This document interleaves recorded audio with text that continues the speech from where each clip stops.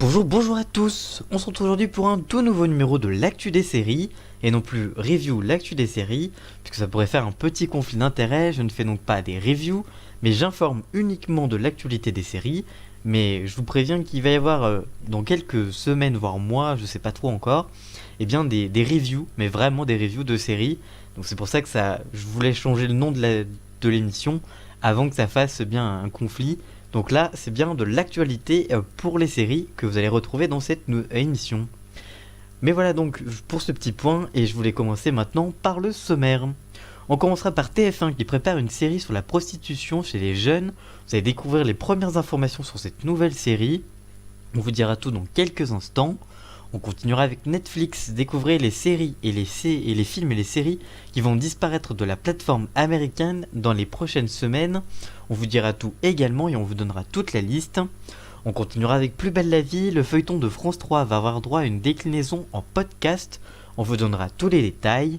Et enfin on terminera par The Walking Dead, la chaîne AMC prépare un deuxième spin-off pour sa série de zombies.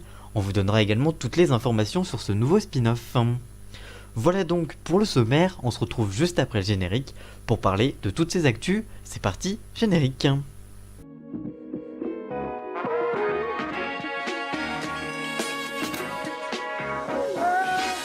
On commence cette émission de l'actu série avec TF1 qui prépare une série sur la prostitution chez les jeunes. Découvrez les premières informations. La Une prépare une toute nouvelle série française sur le thème de la prostitution chez les jeunes.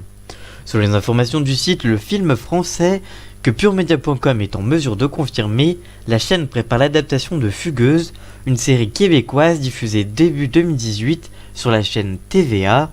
Annoncée comme une mini-série, cette fiction portée par Ludivine Redin, Linda Johnson et Claude Legault a connu un gros succès au Québec, que la chaîne a donc décidé de commander une suite tellement le succès était grand.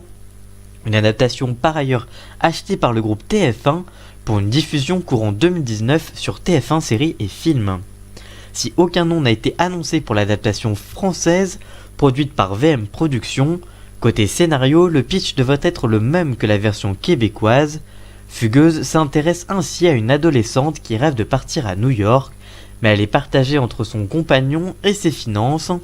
Mais alors qu'elle rencontre une d'autres femmes, cette dernière lui présente un homme qui finit par l'exploiter sexuellement, l'enfonçant chaque jour un peu plus dans le monde de la prostitution. Si TF1 prépare l'adaptation française, TF1 séries et films va d'abord donc diffuser la série originale de 10 épisodes de Fugueuse courant 2009 sur leur antenne. Que pensez-vous de cette série ? Avez-vous regardé la série originale ? Allez-vous la regarder sur TF1 séries et films ? Et allez-vous regarder l'adaptation française ? Dites-nous tout ça en commentaire, on vous lira bien évidemment. On continue cette vidéo Actu Série avec Netflix, découvrez les films et les séries qui vont disparaître de la plateforme américaine. Alors que de nombreux concurrents à Netflix vont être lancés, la plateforme va perdre quelques contenus dans les prochains mois. En effet, si la plateforme américaine va bientôt diffuser la deuxième partie des nouvelles aventures de Sabrina ou encore la suite de la Casa de Papel, elle va également perdre plusieurs contenus. Il s'agit de différents autour des droits de diffusion. Voici donc la liste des contenus qui vont disparaître sur la plateforme. On commence d'abord avec les séries. Il y aura d'abord la saison 5 et 6 de White Collar qui sera supprimée à partir du 1er avril. Pokémon, la série X, Y et Z, la première saison sera également supprimée le 1er avril. Premier League Legends, la deuxième saison sera supprimée elle le 2 avril.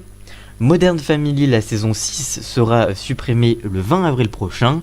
Et enfin HeroCorp, de la saison 1 à la saison 5, sera supprimée à partir du 30 avril de la plateforme. Du côté des films, il y a également quelques pertes. Le premier c'est Drive qui s'en va à partir du 5 avril. Walt Before Mickey qui s'en va également à partir du 5 avril prochain. Rencontre avec Joe Black est également supprimé à partir du 5 avril. Dragon Rouge pareil le 5 avril. Et enfin Hannibal s'en va également le 5 avril. Et enfin Camping 2 est également supprimé de la plateforme à partir du 15 avril prochain. Que pensez-vous de cette liste de contenus qui vont disparaître ? Que regardez-vous en ce moment sur Netflix en ce moment? Avez-vous regardé ces contenus qui vont être supprimés? Ou aimeriez-vous les regarder? Dites-nous tout ça en commentaire, on vous lira bien évidemment. On continue cette émission de l'actu série avec Plus belle la vie. Le feuilleton de France 3 va avoir droit à une déclinaison en podcast. Le feuilleton de France 3 Plus belle la vie va se prolonger sur le digital avec une série de podcasts bimensuels.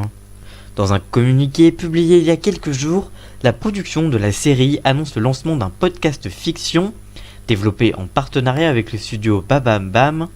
Dans cette série parallèle, les auditeurs pourront découvrir les intrigues complémentaires à celles qui sont diffusées sur France 3 chaque soir. Le communiqué justifie son choix, je cite, « En allant sur le terrain du podcast, Plus belle la vie veut toucher de nouvelles audiences digitales à l'heure où la déclinaison des médias n'en est qu'à ses débuts. Il s'agira d'épisodes d'une dizaine de minutes, pensés pour le format audio et enregistrés avec les voix des acteurs de la série. Ces derniers seront mis en ligne toutes les 2 semaines sur les principales plateformes d'écoute de podcasts. Selon Le Figaro, les épisodes seront mis en avant sur les réseaux sociaux ainsi que le site officiel de Plus belle la vie et sur France.tv. Sébastien Charby, producteur de la série, précise, je cite, « L'idée est de relier chaque épisode audio à un événement important qui se déroule à la télévision. » Le premier épisode de la série audio se concentrera ainsi sur l'accident de la route d'un couple culte du feuilleton.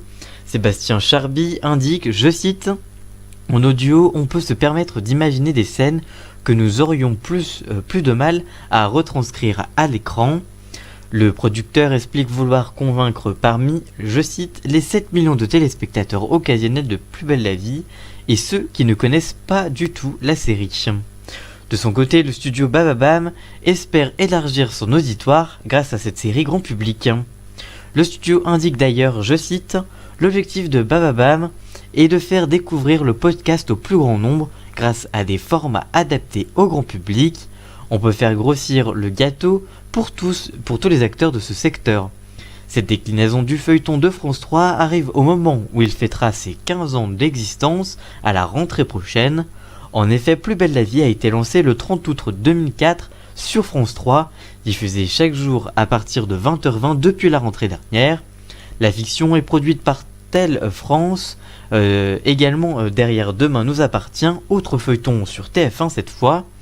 Le doyen des feuilletons rassemble chaque soir une moyenne de 3,4 millions de téléspectateurs et 14,3% de part de marché. Retrouvez donc Plus belle la vie en podcast audio sur toutes les plateformes principales d'écoute et chaque soir sur France 3 à partir de 20h20. Que pensez-vous de cette idée de podcast de Plus belle la vie? Regardez-vous le feuilleton? Que pensez-vous du feuilleton? Dites-nous tout ça en commentaire, on vous lira bien évidemment.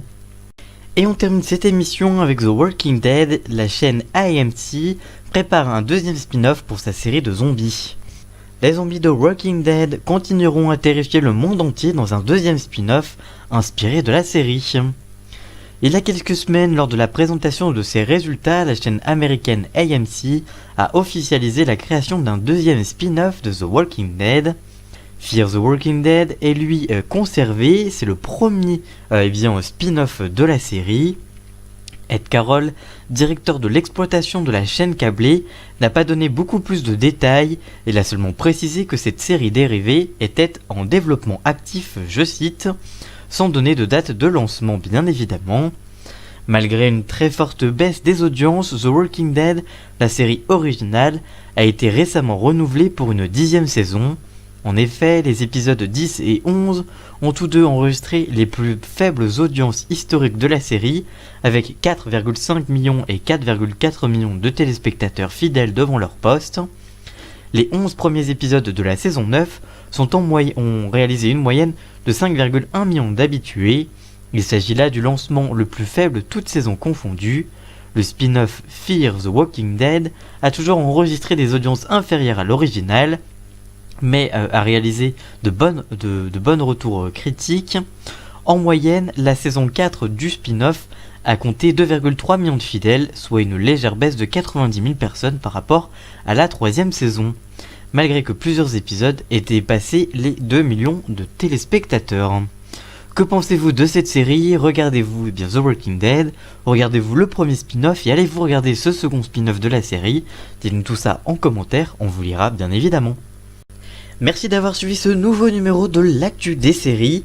S'il vous a plu, n'hésitez pas à le liker, le commenter, le partager et même à vous abonner pour suivre toute l'actualité des séries sur cette chaîne et l'actualité de la télé en général. Et l'on se retrouve très vite pour une toute nouvelle vidéo. A très bientôt, ciao!